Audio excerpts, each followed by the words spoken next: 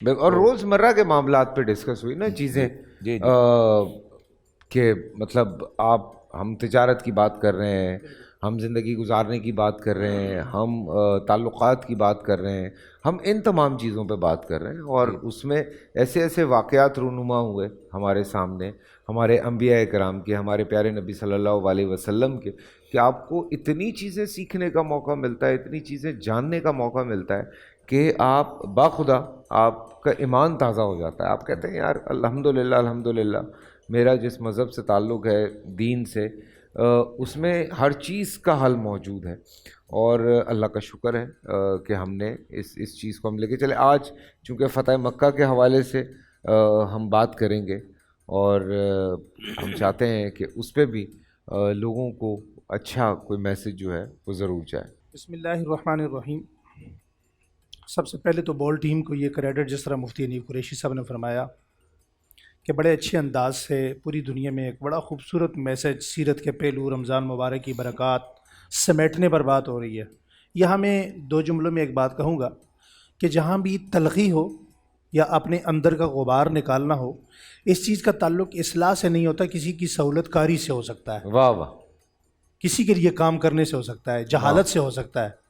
اور جہاں تک اپنے علم کا اظہار سے اصلاح مقصود ہو تو وہاں تلخی نہیں ہوتی، وہاں برداشت بھی ہوتی ہے، سچی بات کو قبول بھی کرنا ہوتا ہے، اور اپنے میسج کو اچھے انداز میں کنوے کرنا بھی مقصود ہوتا ہے، تو وہاں مسکراہٹیں ہوتی ہیں، محبتیں ہوتی ہیں. فتح مکہ کے حوالے سے آپ کا سوال تھا. فتح مکہ اسلام کی بہت بڑی عظیم فتح ہے، اور اس فتح مکہ کے اندر بہت سارے پہلو سموئے ہوئے ہیں، اخلاق کے، سیرت کے، کردار کے، گفتار کے، اطوار کے، حالات کے، نبی کریم صلی اللہ علیہ وسلم کی جماعت صحابہ اکرام کی نیت کے، ان کے معاملات کے بہت سارے پہلو ہیں. حالانکہ دنیا میں ایسا دیکھا گیا ہے کہ جب کوئی ایسی قوم واپس پلٹ کر اپنے علاقے میں جاتی ہے جہاں سے انہیں نکالا ہوتا ہے، تو جہاں وہ پہلے ہجرت کر کے وہاں سے نکلتے ہیں، تو واپس جانے کے بعد ان کے ارادے یہی ہوتے ہیں کہ اب ان کی گاجر مولی کی طرح انہیں کاٹ پیٹ دیا جائے گا. لیکن آقا دو عالم صلی اللہ علیہ وسلم اس کائنات کے سب سے عظیم فاتح ہیں. فتح مکہ کے موقع پر میں ایک جملہ یوں کہنا چاہتا ہوں کہ یہ مکہ کی فتح نہیں تھی، یہ قلوب کی فتح تھی، یہ دلوں کی فتح تھی. آپ صلی اللہ علیہ وآلہ وسلم نے اور آپ کی جماعت نے، اہل بیت اعظام نے یہاں دلوں کو فتح فرمایا ہے.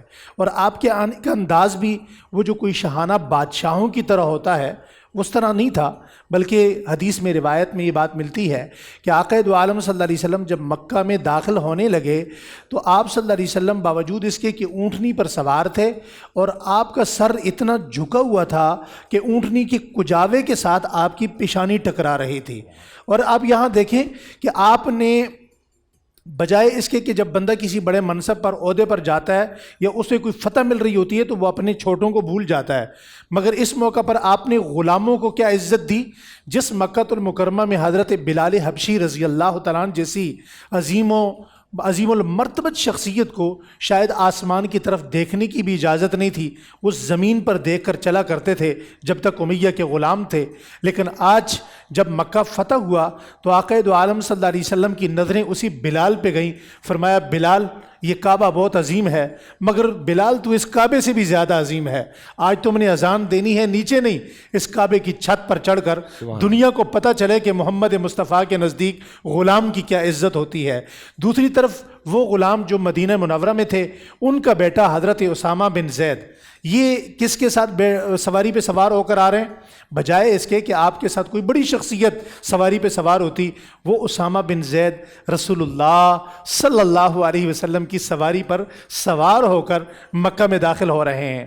آگے جانے لگے تو راستے کے راہبر تھے، انہوں نے فرمایا، جو قافلے کے راہبر ہوتے تھے اس زمانے میں جو راستہ کلیئر کرواتے تھے، فرمایا یا رسول اللہ یہاں پر آگے ایک کتیا ہے، اس نے بچے دیے ہوئے ہیں. تو آقا دو عالم صلی اللہ علیہ وسلم نے 2 صحابہ اکرام وہاں کھڑے کر کے پورے قافلے کا 14,000 کے قافلے کا رخ بدل دیا. فرمایا اس جانور کو اپنے بچوں کو سنبھالنے، دودھ پلانے، ان کی پرورش کرنے میں ہماری وجہ سے کوئی تکلیف نہ آئے کہ بچے ادھر ہوں، ماں ادھر ہو، لہٰذا تم اپنا رخ بدل دو. آپ اندازہ کر سکتے ہیں کہ جو ایک کتیا کے بچوں کو بھی تکلیف نہیں پہنچانا چاہتے، وہ کائنات میں کسی انسان کو تکلیف پہنچانا ان کا مقصود ہوگا.